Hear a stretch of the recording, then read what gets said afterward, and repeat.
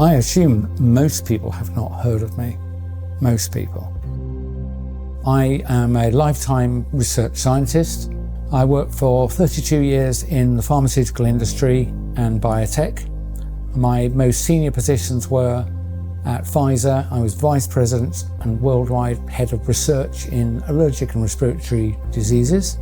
Since 2020, I have been speaking out against the fraudulent pandemic and the intentionally dangerous injections. And my experience has been to have been censored and smeared, largely. So if you've not heard of me before, that's the reason, that censorship and smearing is the experience of people who try and tell you true things that the authorities don't want you to hear.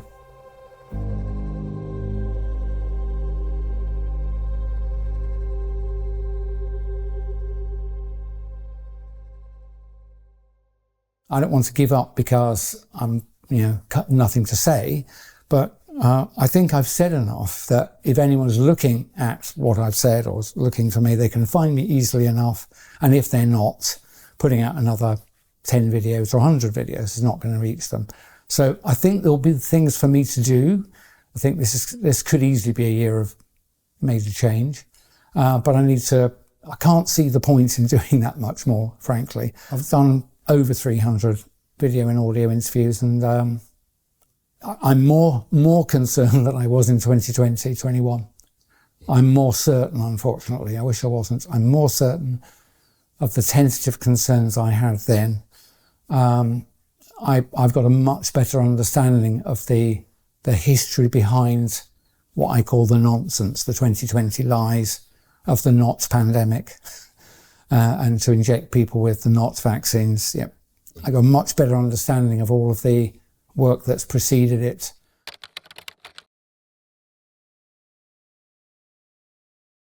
When I first spoke, when I did a major interview in 2021, I was at that point sure that there wasn't a pandemic, or at least whatever was happening had been deliberately and through planning exaggerated to frighten people. And I focus very much because of my history as a research executive in pharma for over 30 years. I was very concerned about the injections because I knew there wasn't a public health threat. So why would you want to be injected?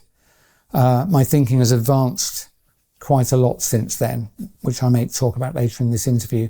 But it's not possible for the injections to be of help to anybody. It's literally not possible. Every medicine, every molecule and atom and constituent of every medicine is in there because somebody chose to put it in there. Hopefully for good reasons, but they put it in there for a purpose, to stabilize something or make it big enough to swallow in the form of a tablet. If you just have the active ingredients in some drugs, it's too small to see. So you need to formulate it with what are called excipients. But when I spoke before, I could see multiple features in the so-called vaccines that was not necessary, even if I believed the lies about what I was being told about these things. Even if you believed them, it would not be necessary to incorporate certain features about them. And so my bottom line is, I think, and I'm well qualified to make this claim, probably better qualified than any other single person speaking out. They have been designed intentionally to injure, kill, and reduce fertility. I've never claimed it would do it to a lot of people or that it would be quick. In fact, specifically, I remember saying at the time, I don't think they want to risk injuring and killing too many people early on because people will spot it. What I expected once I started looking around and noticing other things, like there was a talk of electronic money, getting rid of cash. And there was talk of digital ID. I remember Tony Blair trying to do that in the 90s. And frankly, I joined the dots and I could see a world in which you were required to have digital ID, that cash was removed, so you had to spend only using digital money. And I thought, you know what? If I was the evil person, I would say that your digital ID will not be valid unless you're up to date with your injections.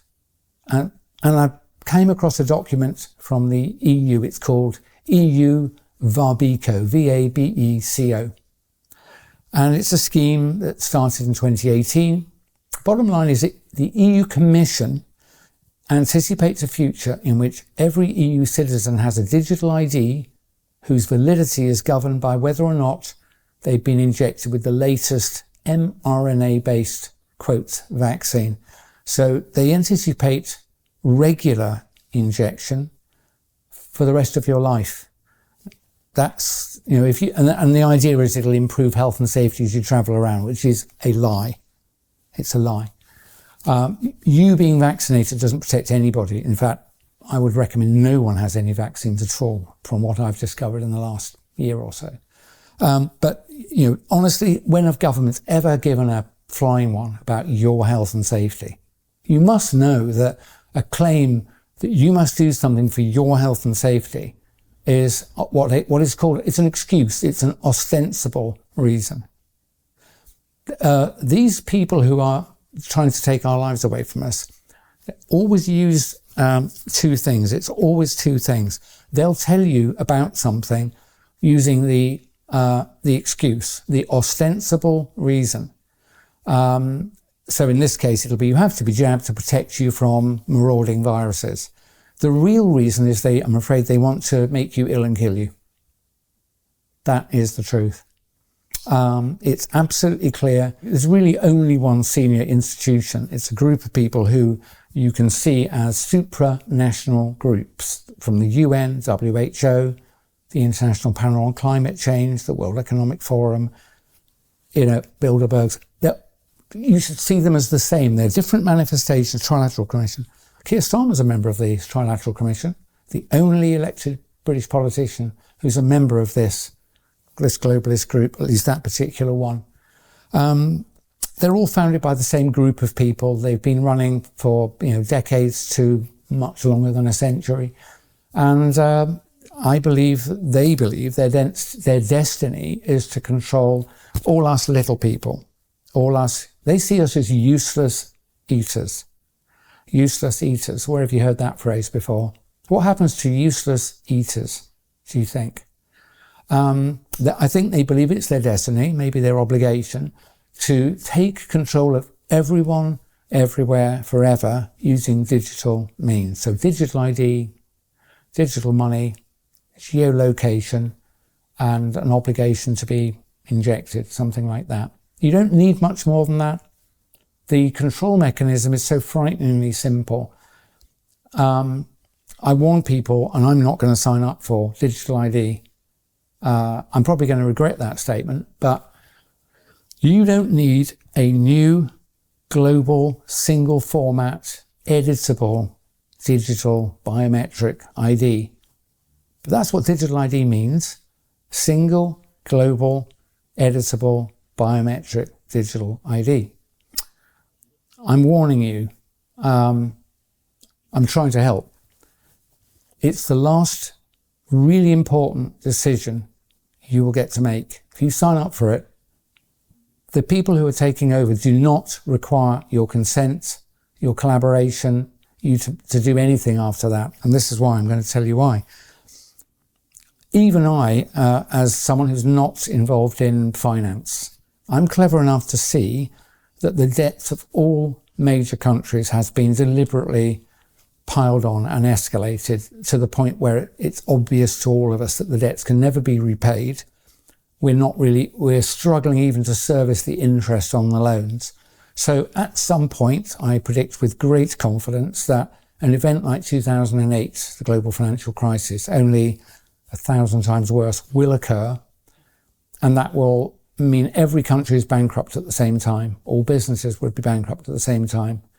And to find out what will happen to you, if like me, you're sort of comfortable and middle class, early retired and got a bit of saving, you should be really frightened what I'm going to tell you.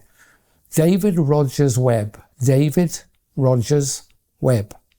He is my matching half in finance. He's a retired hedge fund manager who discovered that the laws pertaining to private property rights have been altered over the last 50 or 60 years surreptitiously in every country on the planet. So when you think you own something I invite you to look in. If you've got an investment account, you will find now, you won't find any statements to do with ownership. You'll only find the phrase beneficial owner, beneficial ownership. It makes no difference most of the time. You can buy it and sell it. Let's say it's shares, stocks, bonds. You can receive dividends and so on. But the small print says, in the event of a large enough default, all the financial intermediaries who owe money to the people they borrowed it from, and then they owe money to the people they borrowed it from, in the event of a large enough default, the senior secured creditors, the people at the top, may seize the assets ever pledged as collateral by the layers below them. That includes your house, your pension, any stocks and shares you have in an account with an intermediary like Hargreaves Lansdown, AJ Bell and the like, JP Morgan. Basically, legal theft of all of your assets will occur, I think, within hours of a large enough financial crisis that I've just discussed. So even if you didn't think anyone was plotting against you, I think you would agree with me that, in fact, I factored in it when I was doing retirement planning. I assumed there would be at least one other 2008 during my life, and I set out my affairs so that I would probably be able to survive that. But we can't survive this. So yes, I think there will come a time between now and 2030 where legally all your assets will be stolen. I remember there's a lady called Catherine Austin Fitz, who's a finance lady. She says, I believe that possession, where we're talking about objects, not humans, but where it comes to objects, you really only own it if you can sit on it and defend it at the point of a gun. And I know she says it to get a laugh, but there is something to that. If you've left any assets with a third party, maybe you own some gold and it's in the bank. Maybe you do have, a large pension with a financial intermediary. Upon the large enough financial crisis that is being engineered, because, as I'll explain in a moment, look how useful this is. At the moment of that big enough financial crisis, all of the institutions will be bankrupt and all of the assets will be moved legally, stolen legally, and they will belong to the senior secured creditors, because those assets have at some point been used in a financial transaction. There's no point in you protesting that they haven't told you they borrowed it and it's not really theirs. This has been tested in a major court in New York, where one financial institution was both the custodian and acting on behalf of senior creditors. So it stole the assets of another of its clients. And it went to court, and I'm afraid it was found that they were legally able to do that. So David Rogers Webb, a free book called The Great Taking is my gift to you. You should go and read that. So that's part of the takeover. It is a takeover. It's a global coup. And I've explained that if you sign up for digital ID, it'll be the last really important decision you make, because your digital ID will be the only thing that your governments, institutions, and anybody authorized by those holding power will recognize you through. So you won't exist anymore. You'll be replaced by a QR code. You are not a number. You're an address to some resources.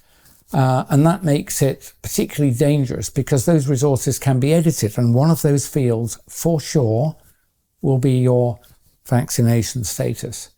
And I'm absolutely sure, because I've seen it written down in multiple documents, that your digital ID will only remain valid if you comply with the conditions of validity.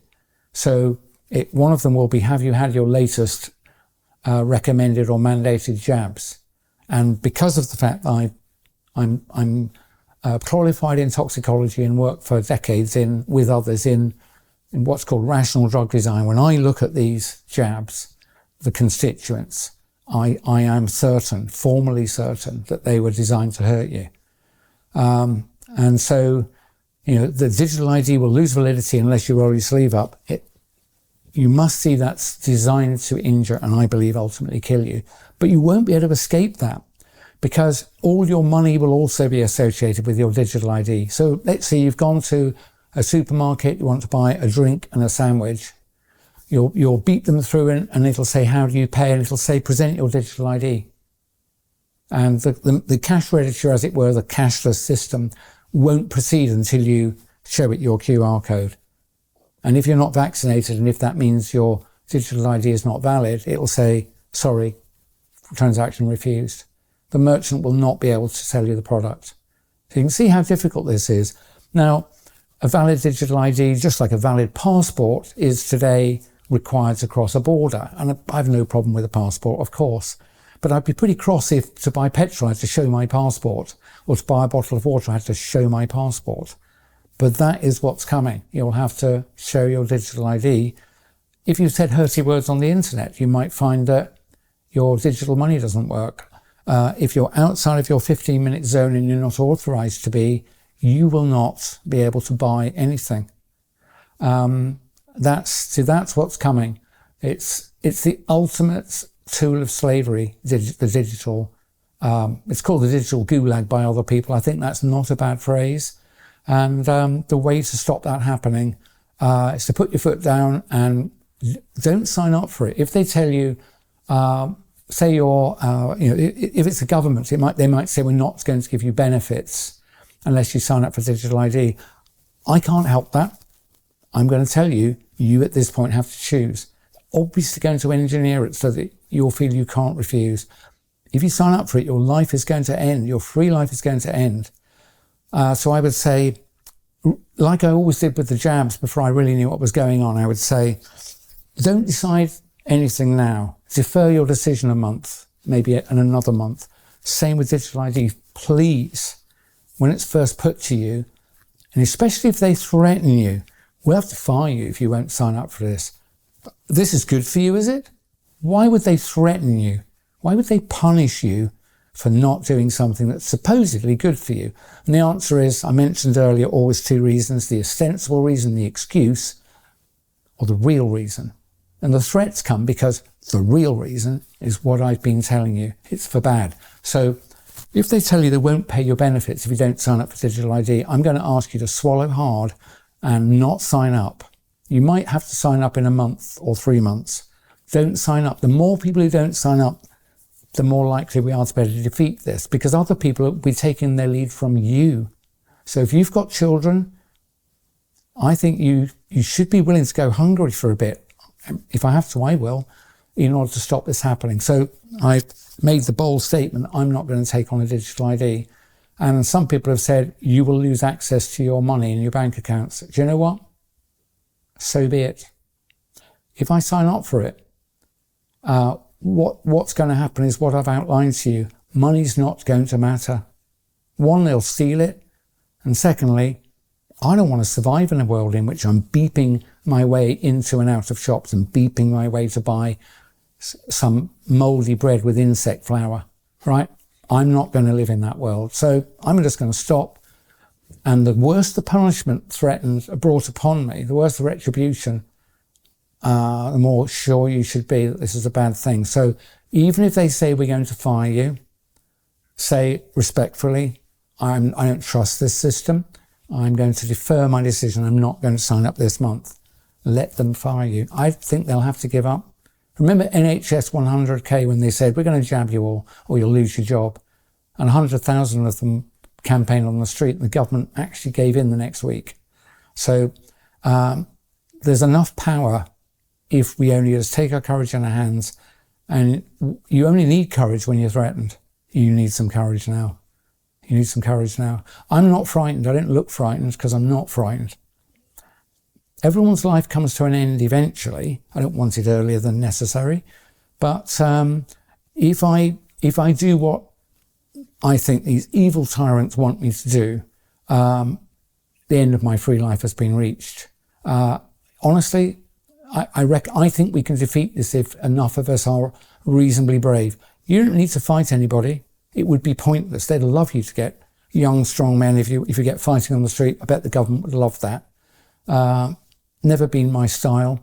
But the way to fight it is literally not to comply. So don't sign up for digital ID. I would say if they tell you there's another scary event and you need to go home and stay in, go out for a long walk. Go and find several friends and go for a long walk. If you believe at this point what you're being told on the mainstream media, I've lost all sympathy for you. So you don't have to do the research I've done, and you don't have to be a conspiraloon at this point to work out that something very bad is happening. So don't let them inject you with anything, is my recommendation. And don't allow yourself to be locked down or forced to wear masks or frightened by anything. It's all lies, all of it.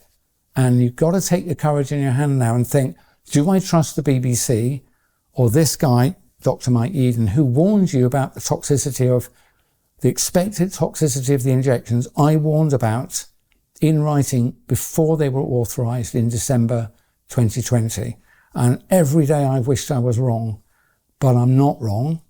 And having been right about that for 4 years, then I think at least do me the honour of exploring some of these things. So I've talked about David Rogers-Webb. Another person I recommend, Ben Rubin. Again, I recognise a brother. He was in corporate consulting in one of these, I think KPMG or PricewaterhouseCoopers. And he has discovered that 20 years of his career was to do with like globalizing corporate systems, information systems and so on. And I think when he realized that he'd been part of, preparing an unpleasant scenario, a bit like me with pharma. Luckily, I'd retired before I realised what was going on. But just to be clear, I would not take a commission in pharmaceuticals or biotech anymore. I wouldn't work in that sector anymore. I don't trust it, and I don't think it's a good thing. So Ben, look at what Ben Rubin is saying. Ben is a guy who spends a lot of time looking at like whole of governments, looking at whole of corporations, looking at integrated systems. And so he will do a much better job of explaining, as it were, politically how we got here. But I think I'm pretty good at telling you, don't take the vaccine, and don't be frightened by the lies they're going to give us. That's what I would say. And for goodness sake, don't sign up for digital ID.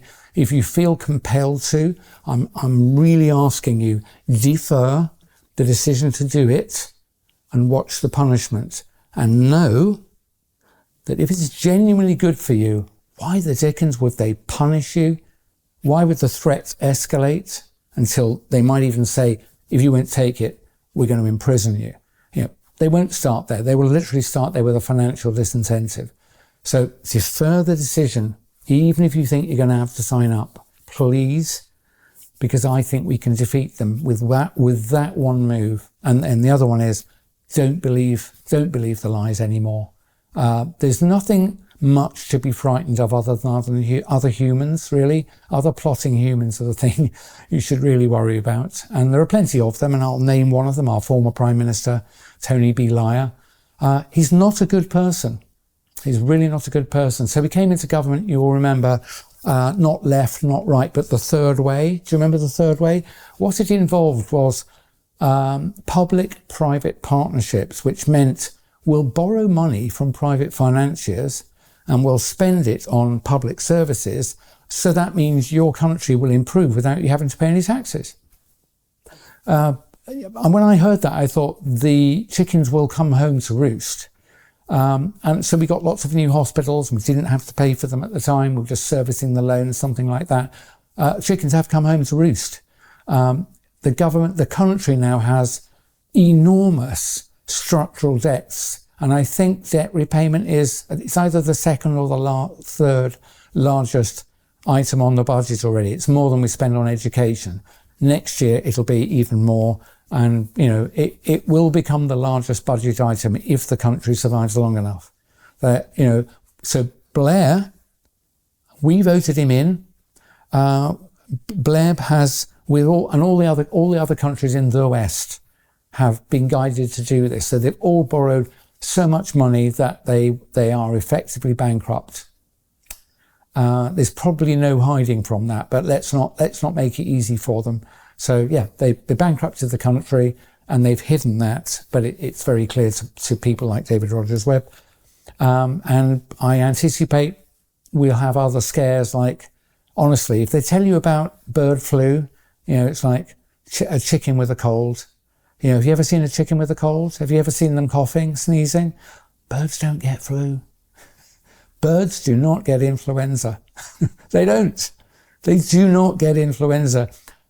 Spend 5 minutes looking at the bird, the respiratory tract. Look at the lungs of a bird. And you realise it's so different from a mammal's lungs. It's like you would realise why they can't get colds or flu. So they're lying to you about these illnesses. Birds can get sick, but they haven't got flu, and it's not contagious. So, and the PCR test is a measure of nothing. It's fraud. And when they tell you, oh, we found bird flu in a flock in Aldermaston or something, they will have used PCR, which is fraudulent, to get that result. And they could make the birds sick in any number of ways just by treating them badly. If they overcrowd them, that will make them sick. If they stress them, that will make them sick. And if they then come in and test them, they can claim bird flu in the flock. Then they can kill all the birds. And then they can say, oh, look, bird flu's going around. Then they'll lie and say, first case of bird to human transmission. It doesn't even exist because, like I told you, birds don't get colds. Birds don't sneeze. Have you ever seen a bird coughing? Please, you must know they're lying to you. And I wouldn't think monkeys get pox either. Really. They're hairy. Anyway, I haven't looked at that one in any great detail. But what I have looked at since I last gave a substantial interview, this one's often very difficult. When I was younger and I was taught biology and so on, so I didn't work in virology. So I remember being taught things and then I remembered them. And I'll come back to what knowledge is in a minute. So I was taught that colds and flu are caused by submicroscopic infective particles called viruses. That's what I was told. They float around, you inhale one, if you're susceptible, you get a cough or you get a cold, whatever it is. And that model seemed okay. I didn't work in the field, so I never examined it again. And this is an example. I'm asking you to ask yourself what you know, what you really know. I've had to do that I thought I knew quite a lot, and I've realised over the last 5 years I don't really know anything. So knowledge.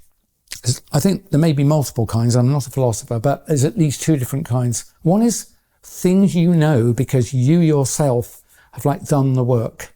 Maybe if you grew some crops or had cared for an animal or another person. Things you know from things you've done personally. You've verified them. Then there's the other knowledge, which is most of what we call knowledge, which is, I would characterize it as someone told you and you chose to believe them.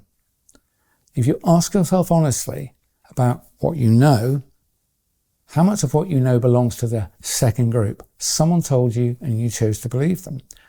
I think it's most. So I had to be humble, not the big man, big clever scientist. I realized most of what I've been taught is a lie. It wasn't an easy thing to come to grips with. Partly why I wouldn't work again in the sector. I couldn't even do an honest job because I don't trust the literature. But here's the thing. So I was told this is how flu and colds work, that flu and colds were due to submicroscopic infective particles called viruses. And that you caught them from another person, you could give them to a person. That's what I was told. That's the model. That's the scary thing they tell you. That has been tested in formal settings. A clinical trial in a case like this would involve volunteers who have got colds or flu spending a few hours in a room with a healthy person. And then the two people would go their separate ways and the experimenters would follow up the healthy person over the next days and weeks. Now, if contagion, transmission was occurring, you would expect over time the people who've spent a few hours with someone with a cold or flu would get colds and flu more often than the people who didn't spend time in the room with the person with cold and flu. And they had matching controls. People spent time with someone who was perfectly well. So they were the controls. They went off. The people who spent time with a person with a cold, they went off. And here's the thing. For 100 years of these clinical experiments, the people who spent a few hours with the person with a cold or flu got colds and flu no more often than the people who spent a couple of hours in the room with a well person. contagion of acute respiratory illnesses does not happen. Now, many of you will protest and think, I'm certain I got it from my brother-in-law, or I gave it to my workmates. I will say those observations are consistent with contagion. They're not proof of it. There is another explanation, and I don't have the whole answer, but I believe I've got a good alternative. If you, a person who gets headaches, especially a migraine, when you've got a migraine, how often do you ask yourself, I wonder who gave me that migraine? Who did I catch that headache from? You'll probably think, what are you talking about, Yeadon? Everybody knows that you don't catch them, you develop them, whatever. How about this one then? If you're unfortunate enough to have angina, maybe occasional chest pain, maybe from stress, maybe from you're not very fit. The next time you get pain in your chest, do you think, I wonder who infected me with that angina? It's like, no, the headache and the chest pain result from things going awry inside you, equilibriums being lost inside you. I believe, as a respiratory expert, that colds and flu are the result of a loss of normal equilibrium inside you. And so they occur from time to time. If you go from cold to warm environments, dry to wet environments, and vice versa. If you're stressed, if you haven't slept, if you've slept with your mouth open, your nose is a fantastic filter. And I think those are the things that trigger colds. We get colds quite often. I probably get a couple of minor colds a year. Flu I've only ever had twice. So colds happen so frequently.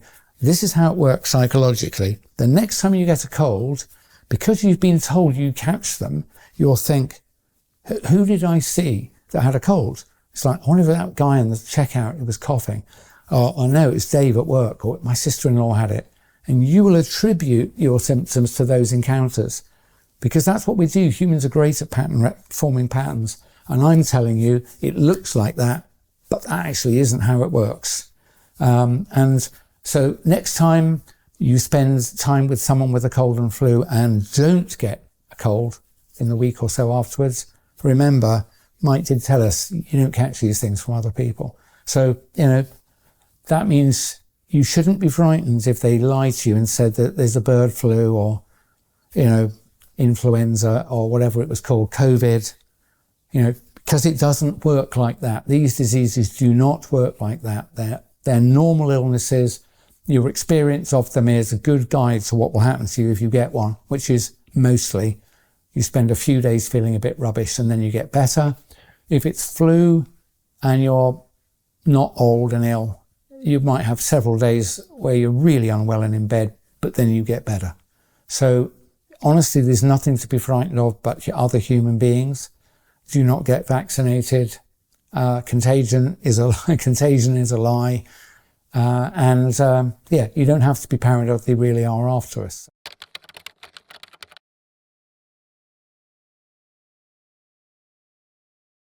I would like to come back to something very, very important that I've discovered. It was absolutely horrifying. And when I tell you, and it's right in my field of expertise, I was the vice president for years of new therapeutics for allergic and respiratory diseases, ANR. I will credit the terrific work of two Americans, Sasha Latypova, Latypova, Sasha Latypova, like me, a retired pharma executive. She worked in development, I was in research. And a legal scholar called Catherine, with a K, Watt. Catherine Watt, W-A-T-T. They write on Substack. They have uncovered the fact that vaccines have never been intended to reduce diseases or to help you. They have always been what I have determined the COVID shots to be, which is materials that harm you and do you no good. And of course, that's so horrifying that you think, oh my word, all of them? Yep, all of them. I'm not saying they're all as dangerous as COVID jabs, but none of them were good. And rather than trusting me, go and read the work of Sasha Latypova and Catherine Watt, and then it's up to you to decide, okay? If you think that's wrong, that's fine. But one thing Sasha and others discovered, and they shared it with me before they even published it, and as soon as they told me, I knew it was right. Can you remember a time, those of you who are over 60, I'm nearly 65, can you remember a time when you were young when very few people were allergic to peanuts? And very few people were allergic to anything. You probably can, can't you, older folk like me? What we discovered is that if you inject a person with a foreign protein like peanut oil, if you inject a person with tiny doses of that, especially if you do it 2 or 3 times, that person becomes fiercely allergic for life to peanuts. Imagine if you were to inject a whey protein from milk in a tiny dose, so small that you probably wouldn't even notice it on the ingredients list. And if you injected that into your child a couple of times, when they grew up, they might end up, not all of them, but many of them will grow up allergic to milk and milk products and anything that's got whey protein in it. Imagine if they injected you with a beef protein that came from plasma, for example. You often see that in products. A tiny dose, a really tiny dose, so small it'll be off the bottom of the ingredients list, and you injected that person twice with it, they'll become intolerant to meat. Unfortunately, that is all true. All of those ingredients have been found in at least one of the vaccines on the vaccine schedule in America, and they're pretty much global products. These diabolical people have included components in the jabs that your children have been given and you may have received that were designed to sensitize you to every single basic food item. You know, to wheat, to corn, to beef, to chicken, to milk. That's why the number of people, I think like 1 in 3 people has some kind of allergy. It's like, they didn't, when I was young, they didn't. Sasha Latipova was born in the USSR, and as she said in her fruity Russian, she said, when I was young, no one had allergies. When she came to America, I think in the 80s, it was like, what gives? And so she was probably perfectly poised to spot this. And so she discovered this, and she noticed that a scientist called, I think it was Charles Richet, something like that, 1902, 1905, given a Nobel Prize for discovery of this mechanism. If you give tiny doses of foreign protein into a person, separated by 2 weeks, they become violently and permanently allergic to that substance. You know, even if you touch it on the skin or put it just in your mouth, on your tongue, or certainly if you eat it, you've got a worse than even chance of having an allergic response to it. These people have sensitized you, those of you who've been vaccinated, to large amounts of the natural environment. I mean, how diabolical is that? And it's exactly the same mechanism as I called out in 2020 about the COVID jabs. Remember I said that if you ask the human body to make a protein that doesn't belong in you, a non-self protein, a so-called spike protein, wherever it came from, I said, if you do that, it will make you, your body will cause an autoimmune reaction, or your body will then make foreign material. Your immune system will say, what the hell is that? And will attack it. So it's like a failed organ transplant. It's autoimmunity. That's what has happened through the whole history of vaccination back from the late 1700s to the present day. And that's pretty bad. So that's what I wanted to tell you about vaccines. And as a result of that, I am proudly anti-vaccine of all kinds. Remember, I've told you, at least where it comes to acute respiratory illnesses, they are not contagious or infectious. They're not caused by viruses, because there's no scientific evidence for the existence of respiratory viruses. I know this. I've done the work now. I've studied all of the literature. I've studied the clinical side. I've looked at the cell culture side. And as soon as I did, it's so obvious to me that each of the so-called pillars of evidence are fraudulent. They are fraudulent. I haven't personally looked at every virus, but if you go and look at recordings by people like Stefan Lanka, Samantha and Mark Bailey, Andrew Kaufman, anyway, there are several brilliant people. I reached my own conclusion by doing the work in respiratory and allergy.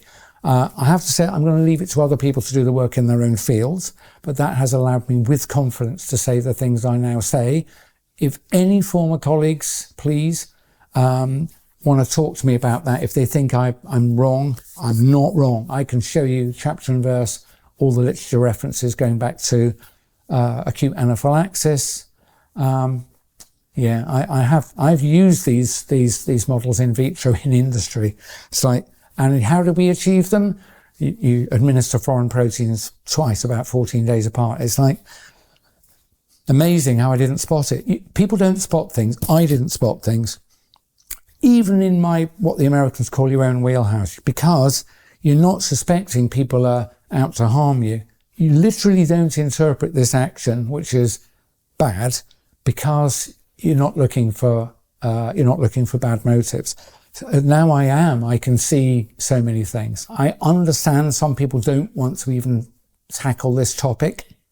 And I've been warned by people that if I say acute respiratory illnesses, colds and flu are not caused by, infectious particles, they're not contagious. If I say that people will not believe me. Well, I'm not going to lie.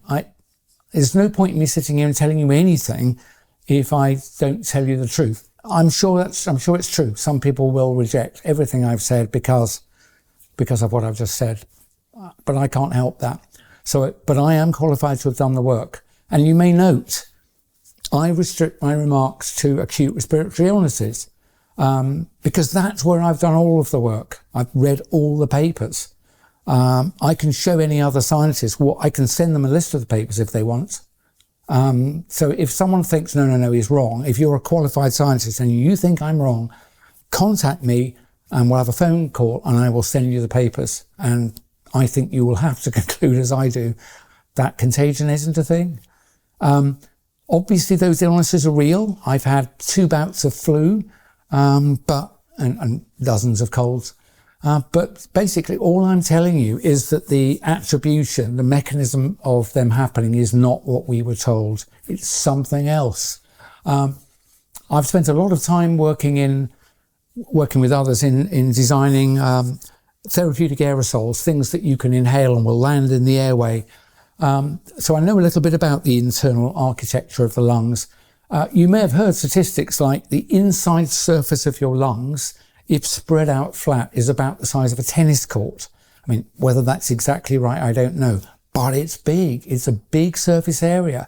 And every part of that internal surface is covered by a thin layer of liquid, which has got little mucus in it.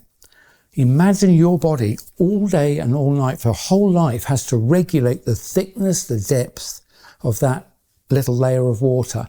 If it's too thick, or if it's too thin, or if it dries out, your lungs won't work properly.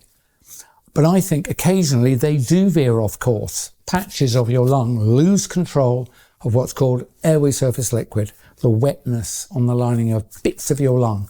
I think that's what a cold is. Seriously. I'll also offer one last piece of evidence, just to show I've done the work in my own area. You may know some people with cystic fibrosis, CF. It's a very unpleasant disease. It varies, though, in severity from, I didn't know you had CF, to poor babies that don't make a year old. What's the key problem in CF? It's to do with regulation of the state of hydration of your lungs and also your gut to some extent. People who made adulthood with cystic fibrosis, not the most severe cases. What's the most common thing that happens to them? They get colds very often. They can't regulate the airway surface liquid layer very well because the cystic fibrosis problem they've got, that's part of the machinery for regulating it, is broken. When I thought of that, I thought, oh my word, that is why. So basically your health excursion, getting worse and then getting better again, is very similar to the episode that some people with cystic fibrosis have, because I think it's fundamentally the same mechanism. It's not caused by floating particles called viruses. It's caused it's not a conscious thing, but when you lose control of the balance, it's called homeostasis. When you lose control of the balance inside health of your lung. You might just get a scratchy throat, a bit of a cough, and you bounce back. Oh, I thought I was getting a cold there. Or you might get a bit of a cold, or you might really go down with something chesty, or you might have to take to your bed. And I think those are like a nested series of excursions from health and back to health. All right, that's what I think colds and flu are. They're not contagious, they're not caused by viruses, and I've given you a better explanation for what a cold is than the official story. So I invite you to take that on board. So yeah, I understand people not wanting to speak about viruses, but I think if you know the truth, you just have to speak it or get off the stage.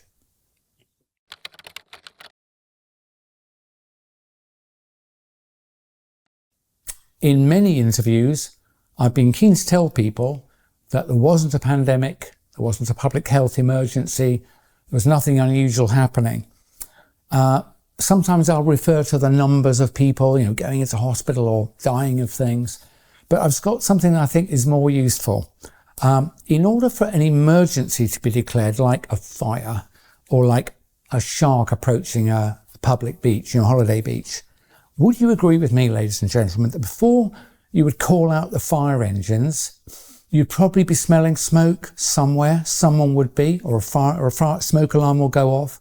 Before you would call shark alerts and get everybody off the beach, you would think someone would have seen a fin, yeah? Or someone in a helicopter said, oh, hey, I can see some sharks approaching the beach. What I'm telling you is before an emergency is called, there is already an event at some level that someone is able to see, to detect, and warn you about, and you think, oh, that was really good that they warned us. In the case of the pandemic, that nice man at the WHO, Tedros, clever he may be, but he's not a fortune teller. He doesn't have foresight. He hasn't got long-range binoculars. He's not got a time machine.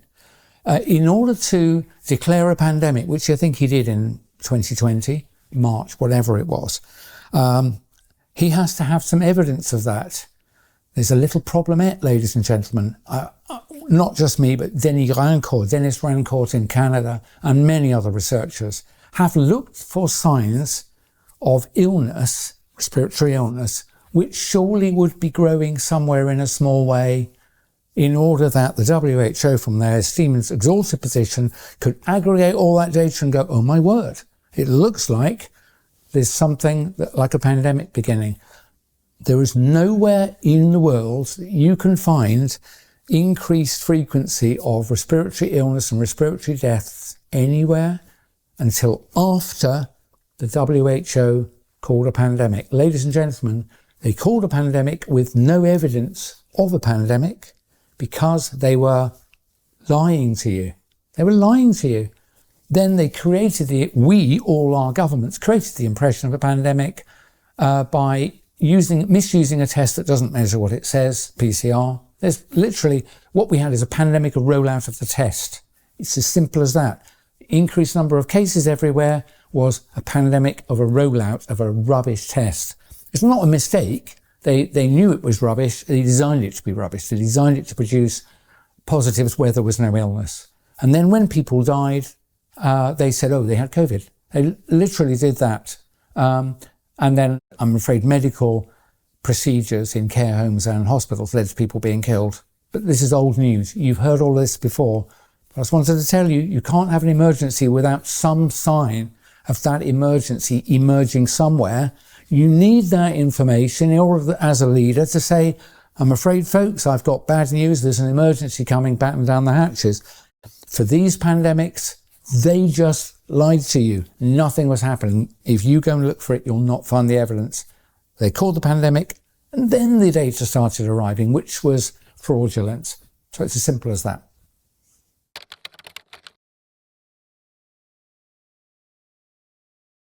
If you do nothing else, have a look at, the Club of Rome, the Trilateral Commission. Honestly, things like climate change and diseases that pandemic were decided to be used by people concerned about population, for which there's no evidence of real concern. They decided at the same time to frighten you with diseases and changes to climate. It's the same group of people at the same time. And after that, there was a diaspora of propaganda. Honestly, people might say you're not qualified, but I'm very qualified to read the scientific literature and to find my peers. So I've found at least 3 or 4 people who've spent longer in atmospheric science and climate than I've spent in pharma R&D, and there is no question that there is no significant change to the climate of the world since pre-industrial times. Some people think it's a degree warmer or so. We're not sure. We weren't measuring it very much. Honestly, where do you think they got the temperature data from when there were virtually no thermometers? And they weren't calibrated to each other, and no one checked what the records really said. So this idea that they know it's 1.5 degrees, it's a lie. The temperature of the world has changed much more than that repeatedly in geological history, much more than that. But the key thing you should know is there is no connection between CO2 in the air and the temperature of the surface, by which I mean, because people say, oh, it's a greenhouse gas. It's like, yeah, we don't live in a greenhouse. A greenhouse is a closed system.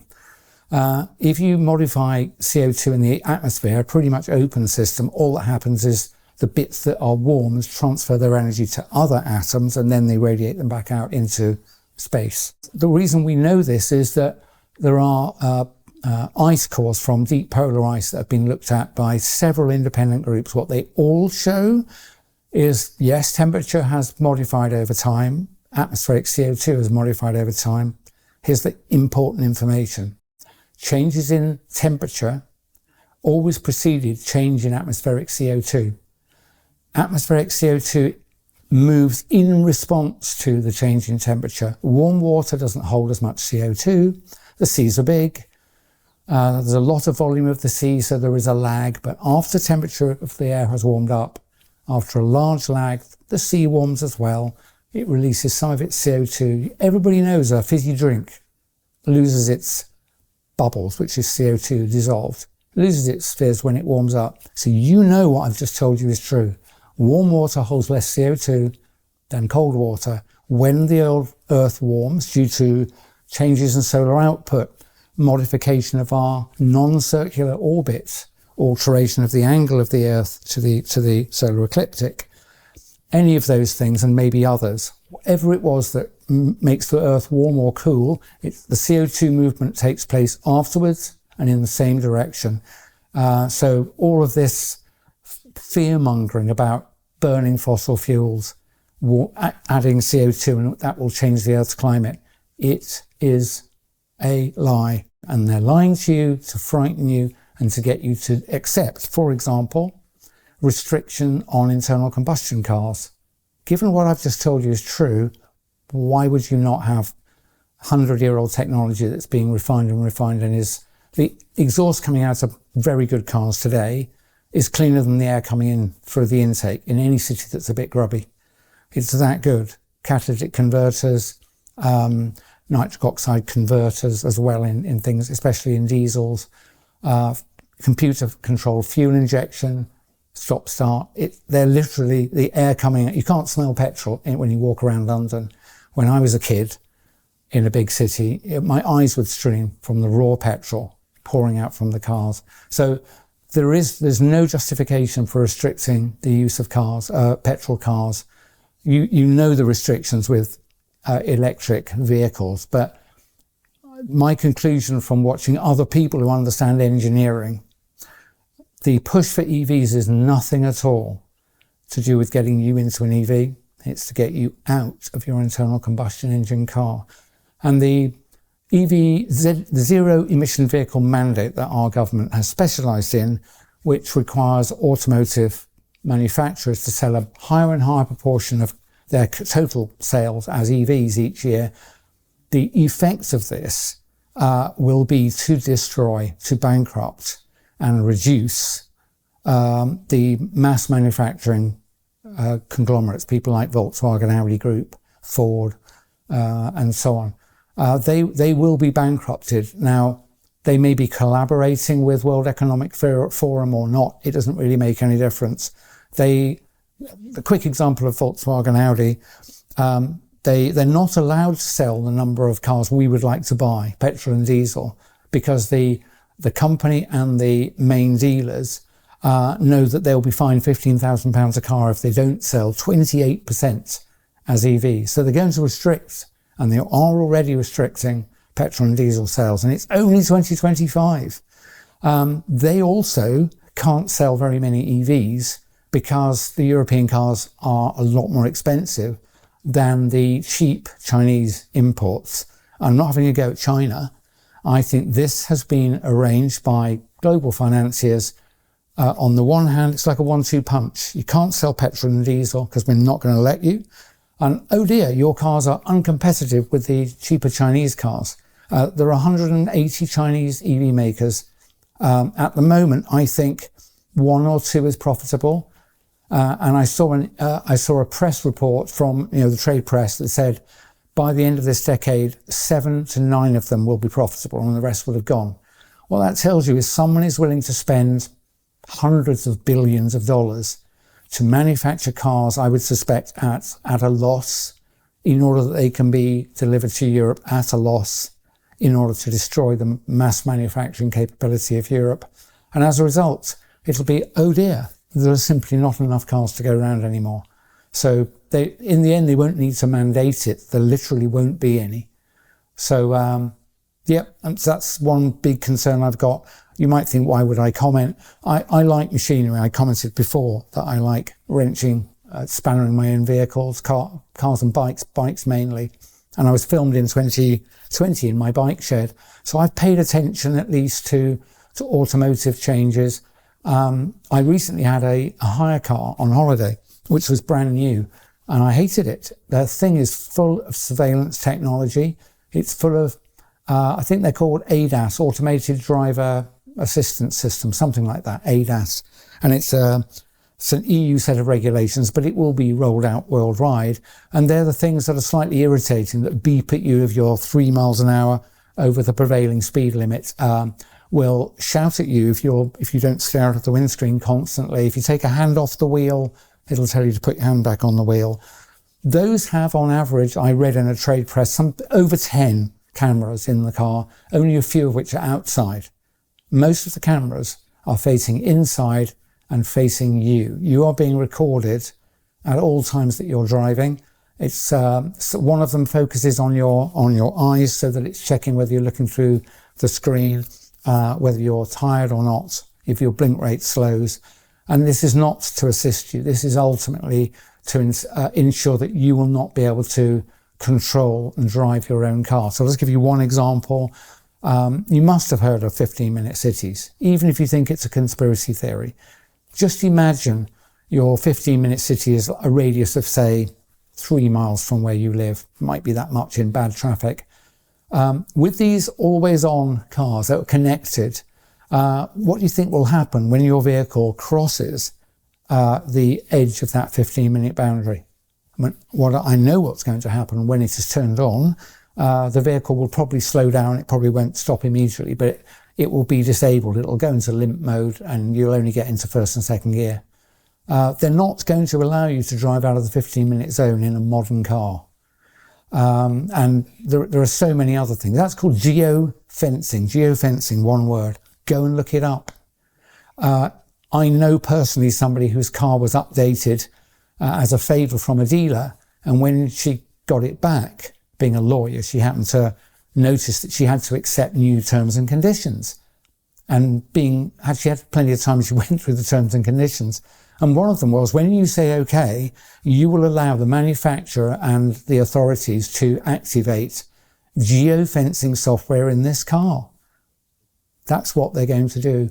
So, and that will ultimately be probably related to your things like your digital ID. Otherwise, where do they know where you are? Well, with the car, they know where the car is. But they probably want to associate the owner of the car. They'll know who's in it because your face is in multiple cameras. So they'll know who's in it. If you try to cover your face with a mask, I suspect the car won't start, if that isn't already incorporated. If I was an evil person, I'd design that. And you can assume that whoever's running this are more evil than me and more imaginative. Is this the world you want? It's not the world I want. Honestly, I would detach the internet, turn it off, and jump up and down on all the digital devices if I could, lots of things would become inconvenient, but it's a much better world. And what's crucial about that world is it cannot be taken over by a small number of people.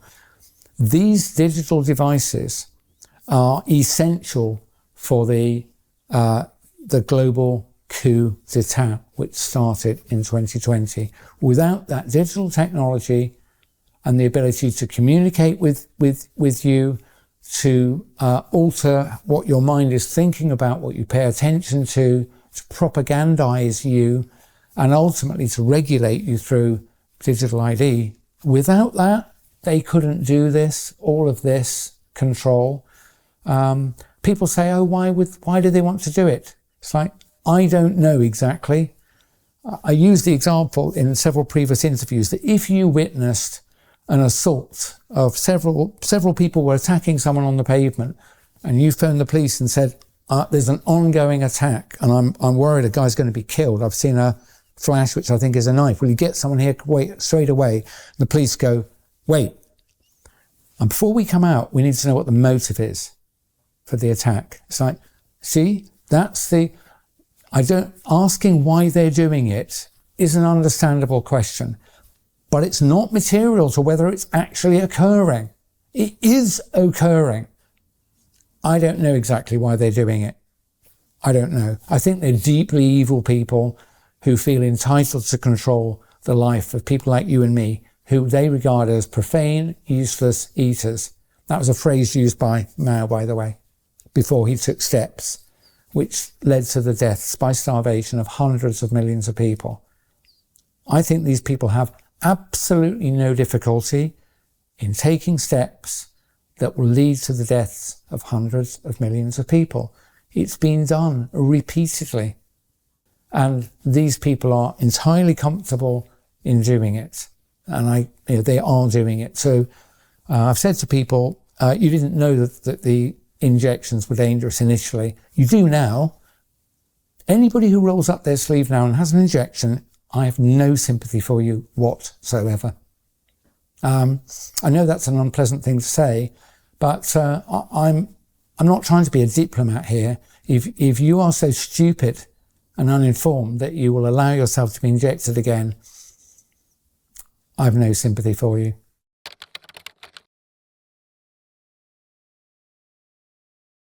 I think it's very important to recognise that there aren't any heroes out there that are going to descend from on high and save us, and I'm certainly not one. But there are very large numbers of us, and the people who are trying to take our freedoms away need us to comply with things in order to control us. And I'm saying to you, we will win if enough of us bottom up simply refuse to go along with their harebrained plans. So if they want to frighten you with some mad pandemic that doesn't happen, don't be afraid. If they want to tell you to stay at home when it doesn't suit you, go outside. If they insist you wear masks, don't wear masks. There's no possible benefit for you wearing masks. Certainly, if they want you to roll up your sleeve, do not accept any injection, certainly not of these mRNA technologies. They certainly like their digital control technologies, so do not sign up for digital ID and many other things really, but try and stay healthy, go and talk to real people, give them a hug, and eat good food, exercise, be out in the daylight, and we'll be all right as long as enough of us do not comply.